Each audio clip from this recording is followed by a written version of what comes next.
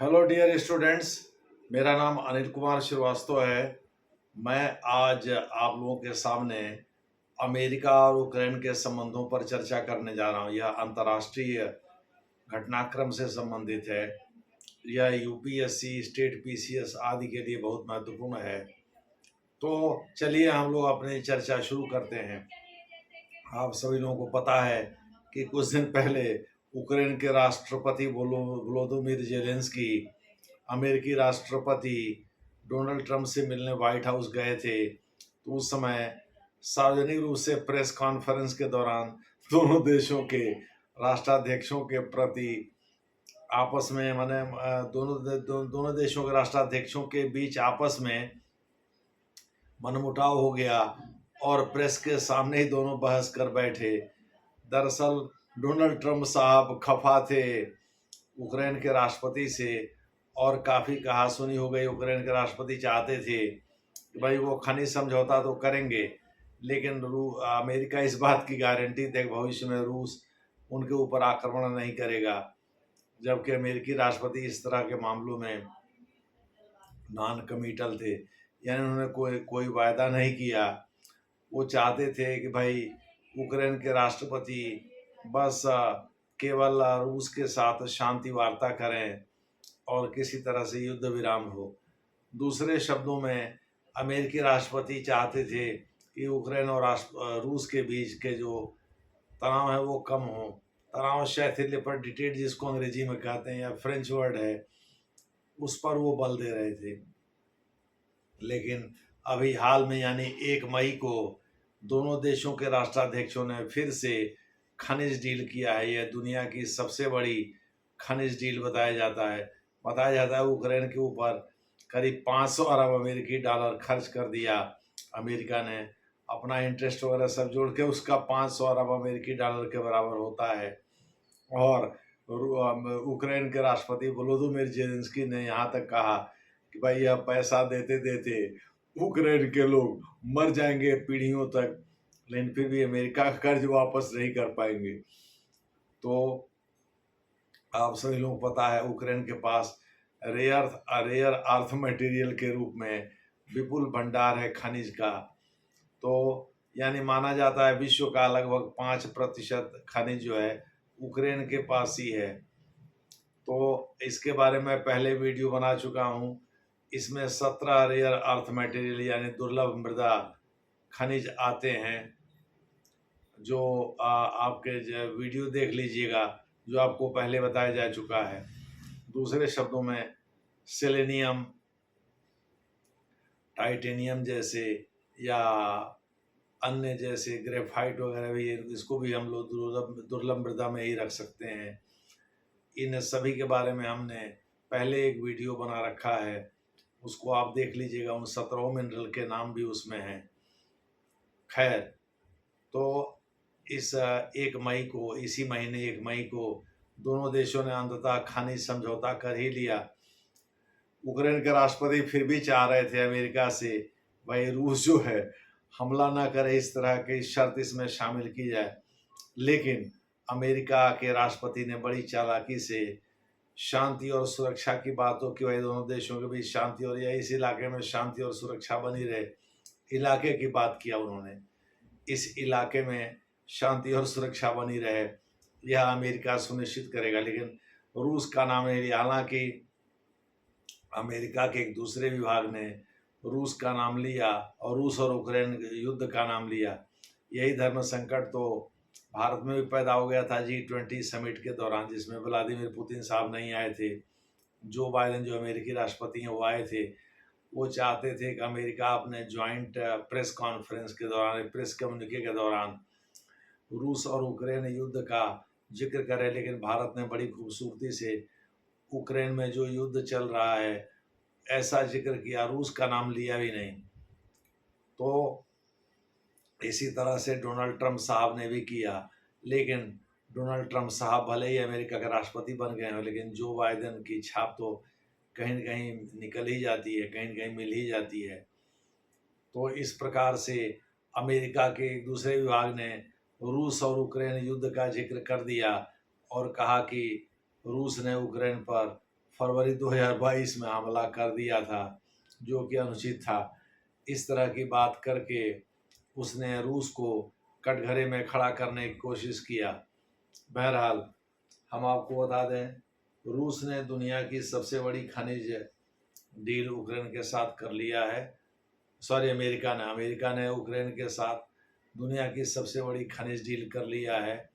यह बात तो आपको मैंने पहले ही बता दिया। अब भारत पर इसका असर क्या पड़ेगा, इसके बारे में भी हम लोग चर्चा करेंगे।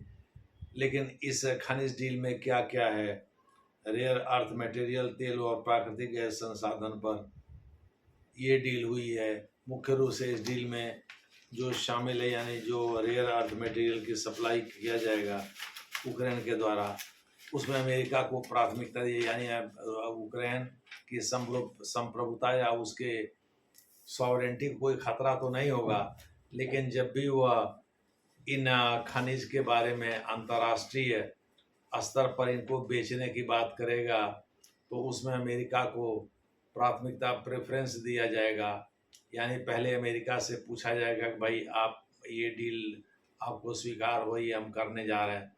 हालांकि इसमें शर्तें भी उधार होंगी। अमेरिका ने बड़ी चालाकी से यह डील किया है। ऐसा नहीं कि यूक्रेन अपनी मर्जी से इसका दाम तय करेगा।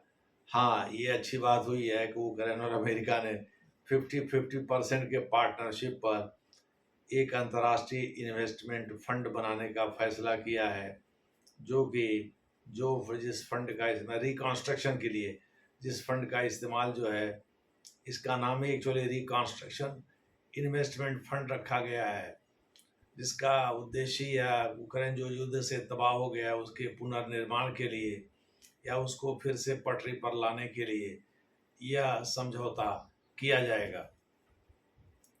जिन मटेरियल को लेकर के चर्चा किया गया है या जो समझौता किया गया, उनमें मैं बता दे रहा हूँ कौन कौन प्रमुख रूप से शामिल है।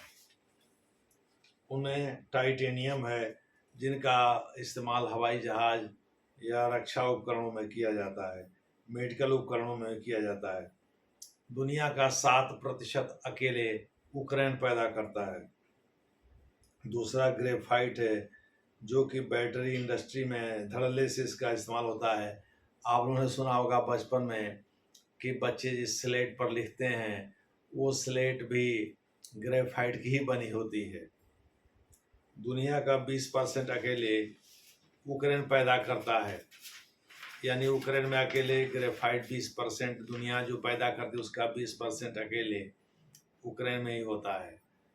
रेयर अर्थ मटेरियल में बहुत सारे अन्य फैक्टर्स भी शामिल हैं, बहुत सारे अन्य एलिमेंट्स भी शामिल हैं।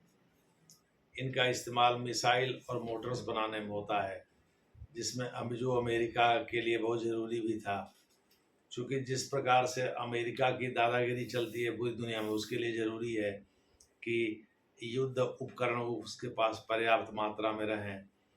इस ऐसे मामले में मिसाइल ज़रूरी है उसके लिए।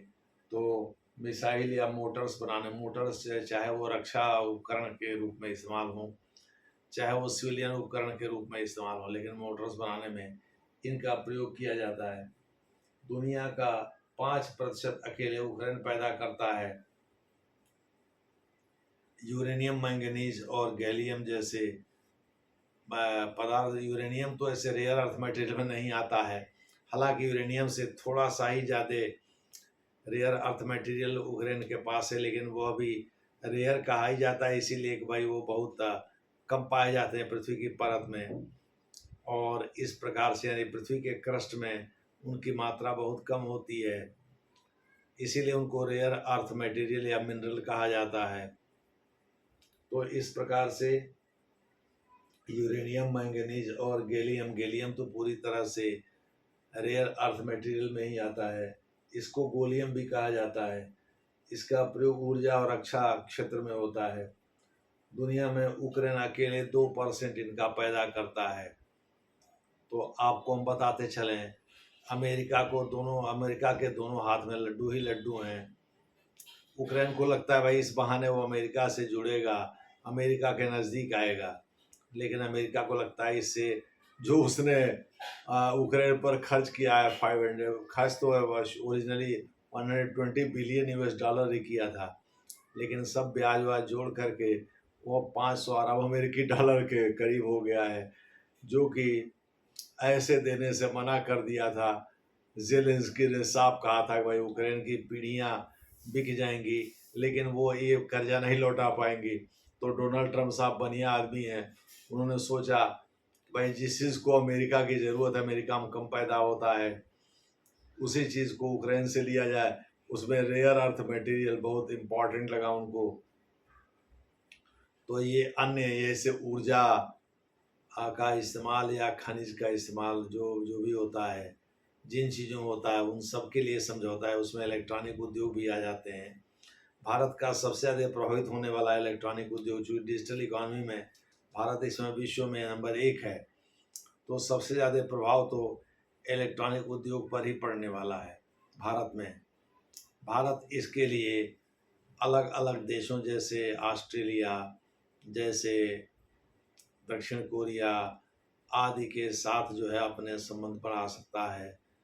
जैसे माना जाता है ऑस्ट्रेलिया में यूरेनियम सर्वाधिक मात्रा में उपलब्ध है। दूसरी बात है कि ऑस्ट्रेलिया के पास कोई आणविक हथियार नहीं है, लेकिन माना जाता है उसके डेजर्ट में, यानी ऑस्ट्रेलिया में डेजर्ट की संख्या भी ज़्यादा है। उसके डेजर्ट में, उसके रेगिस्तान में बहुत बड़ी संख्या में, बहुत बड़ी मात्रा में यूरेनियम उपलब्ध है, और इनका दोहन करने की जिम्मेदारी वो भारत को दे सकता है। भारत के साथ ऑस्ट्रेलिया की नज़दीकी कई कारणों से उसमें चीन एक फैक्टर भी है। साथ ही हिंद महासागर में आज भी भारत की दादागिरी चलती है, और ऑस्ट्रेलिया के अधिकांश सामान जो इंपोर्ट किए जाते हैं वो पश्चिमी देशों से किए जाते हैं या गल्फ कंट्री से किए जाते हैं, जो कि हिंद महासागर से ही गुजरते हुए ऑस्ट्रेलिया पहुंचते हैं। इसीलिए तो साउथ चाइना सी को लेकर के वो चिंतित है, क्योंकि उससे भी गुजरता है ऑस्ट्रेलिया का सामान, और कॉन्टिनेंटल आइलैंड के रूप में सबसे बड़ा द्वीपीय द्वीप है वो। दूसरे शब्दों में महासागर के बीच में स्थित है, चारों तरफ पानी से घिरा हुआ प्रशांत से, साथ ही वो एक कॉन्टिनेंट भी है, यानी एक महाद्वीप भी है। ओशियानिया इसीलिए कहते हैं उसको, न्यूजीलैंड को प्रमुख रूप से। उसके बाद पैसिफिक में बहुत सारे छोटे मोटे नौरू किरिबाती जैसे छोटे छोटे देश हैं, उन सबको मिला करके ओशियानिया बनता है। तो ये भी एक आप कह सकते हैं कि कॉन्टिनेंट की तरह से काम करता बहुत बड़ा देश है।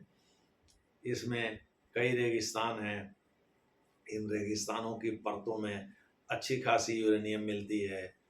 इसके दूसरे नंबर पर कनाडा आता है। कनाडा भी न्यूक्लियर पावर स्टेट नहीं है, ऑस्ट्रेलिया भी न्यूक्लियर पावर स्टेट नहीं है, लेकिन यूरेनियम पैदा करने के मामले में ये दोनों देश सबसे आगे हैं। इसमें ऑस्ट्रेलिया से बहुत बेहतर संबंध है भारत का। तो ऑस्ट्रेलिया भारत को ये जिम्मेदारी दे भी सकता है कि आप एक्सप्लोर करिए और हम बेचने को तैयार हैं, आपके हिसाब से सॉफ्ट रेट पर हम इसको सेल कर देंगे। तो भारत के इलेक्ट्रॉनिक उद्योग या डिजिटल उद्योग इससे बहुत ज़्यादा प्रभावित होंगे, लेकिन भारत को विकल्प भी मिल जाएगा, यह भी भारत को उम्मीद है। दूसरे शब्दों में यूक्रेन के साथ जो अमेरिका का संबंध हुआ है रेयर अर्थ मिनरल पे, वह निश्चित रूप से विश्व का अब तक सबसे बड़ा डील है।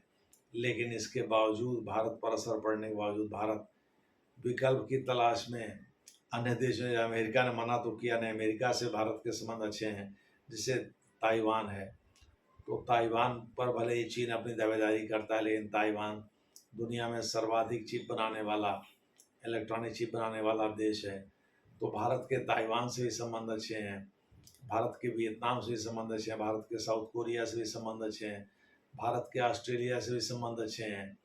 तो भारत इन जगहों से रेयर अर्थ मिनरल और अन्य मिनरल प्राप्त करेगा, और इस प्रकार से अपनी डिजिटल इकॉनमी को बढ़ावा देगा।